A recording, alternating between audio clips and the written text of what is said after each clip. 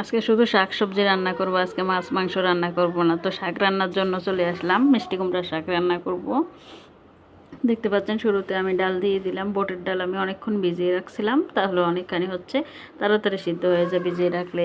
সাথে আলু দিয়ে দিলাম, আলু ডাল দিয়ে মিষ্টি কুমড়ার শাক রান্না করব। যত ধরনের মশলা আছে, হলুদ গুঁড়া, মরিচের গুঁড়া, লবণ, জিরার গুঁড়া, ধনিয়ার গুঁড়া, পেঁয়াজ রসুন, তারপর হচ্ছে রান্নার তেল পরিমাণ মতো, সব কিছু আমি একসাথে দিয়ে দিচ্ছি। দিয়ে ডাল আর আলুটা কিছুক্ষণ সিদ্ধ করে নিব। সাথে হচ্ছে মশলাটাও সুন্দরভাবে হচ্ছে ডাল আলুর মধ্যে যাবে বা কষানো হয়ে যাবে একসাথে। তারপর ঢাকনা দিয়ে দিলাম। এখন আমি যেহেতু ইলেকট্রিক কুকারে রান্না করতেছি, একদম হাই বলে আমি কিছুক্ষণ রান্নাটা করলাম। এভাবে যখন ডালটা কিছুটা সিদ্ধ হয়ে যায়, আলুটা কিছুটা সিদ্ধ হয়ে যায়, তখন হচ্ছে সুন্দরভাবে লাড়ি দিয়ে আমি শাকগুলো দিয়ে দিব।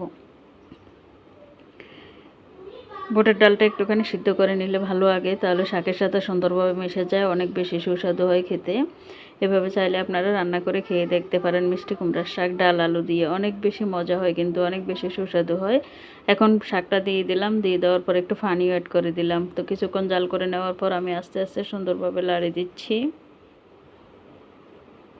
বা ডাল আলুগুলো একসাথে মিশিয়ে নিব। এখন একটু হালকা করে লাড়ি দিলাম, লাড়ি দিয়ে আরও কিছুক্ষণ ঢাকনা দিয়ে রাখলে যখন শাকটা আরও কিছুক্ষণ মিশে যাবে বা কমে আসবে, তখন সুন্দরভাবে হচ্ছে ডাল আর আলুর সাথে মিশিয়ে নিব। এখন আমি সুন্দর করে আস্তে আস্তে সব দিক দিয়ে মিশিয়ে নিচ্ছি। ডাল আলুটা অনেক বেশি সুস্বাদু হয় এভাবে শাক রান্না করলে। দেখতে পাচ্ছেন আমার শাক রান্নাটা একদমই শেষের দিকে সুন্দরভাবে রান্না হয়ে যাচ্ছে। এখন শুধু পানিটা একটু যখন কমে আসবে তখন তুলে নেব। লাড়ি দিলাম ভালোভাবে।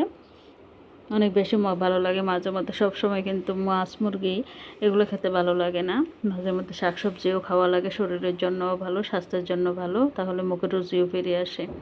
তো মিষ্টি কুমড়ার শাক তো রান্না করে ফেললাম। এখন চিচিঙ্গা ভাজি করবো। চিচিঙ্গা ভাজির জন্য এখানে আমি তেল পেঁয়াজ রসুন দিয়ে দিলাম। তারপর হচ্ছে পেঁয়াজ রসুনটা কিছুক্ষণ ভাজি করে নিয়ে চিচিঙ্গা দিয়ে দিচ্ছি। চিচিঙ্গাটাও আমি একদম হালকা মশলার মধ্যে দিয়ে দিচ্ছি। এখানে একটু হলুদের গুঁড়ো, একটু জিরের গুঁড়া, লবণ পরিমাণ মতো, আর কাঁচামরিচ। তারপর হচ্ছে কিছুক্ষণ হচ্ছে সিদ্ধ হয়ে আসলে লাড়ি দিব।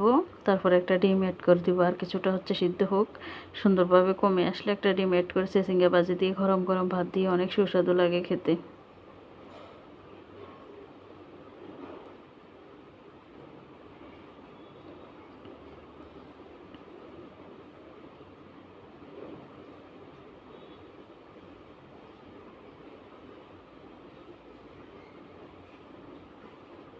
চিচিঙ্গা ভাজিটা হয়ে গেল আমার রান্নাবান্না। আজকে কেমন লাগলো কমেন্ট করে জানাবেন, তাহলে হচ্ছে বুঝতে পারবো ভালো না খারাপ। খারাপ হলে খারাপ বলবেন, ভালো হলে ভালো বলবেন। ভালো থাকবেন সবাই, আল্লাহ হাফেজ।